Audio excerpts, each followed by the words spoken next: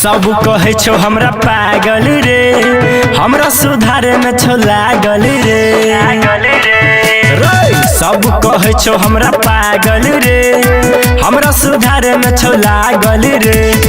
ज्यादा जे बोल भी त मार दे गोली, चल जे बाबू जान से। शेर के नाम से जाने छी रे, हियो मंडल खानदान से। शेर के नाम से जाने छी रे, हियो मंडल खानदान से। हियो मंडल खानदान से।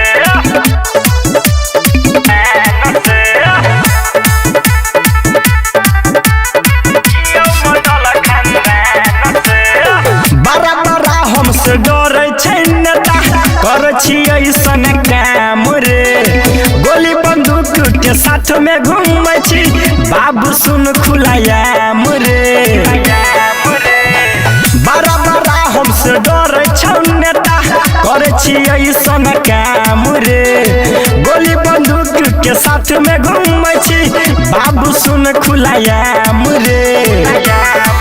रंगदार छियौ करे छी रंगदारी, शेर से पंगा लेबे पर जत भारी। मन के छियै हम अपना रे राजा, जिये छी जिंदगी सहन से।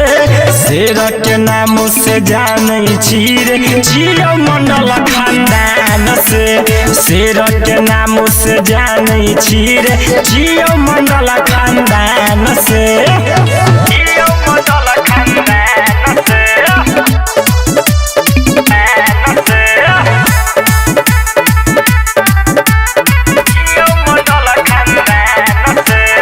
जवन एरिया में जाय छी रे बाबू, मचे छौ खला बली रे। थाना पुलिस की करते रे हमरा, चले छ खूबे बाबू गोली रे। जवन एरिया में जाय छी रे बाबू, मचे छौ खला बली रे। थाना पुलिस की करते रे हमरा, चले छ बाबू खाली गोली रे। छौरा गन सदीपेश मन छो मन डल, हमर नाम से चलो जिला परखन।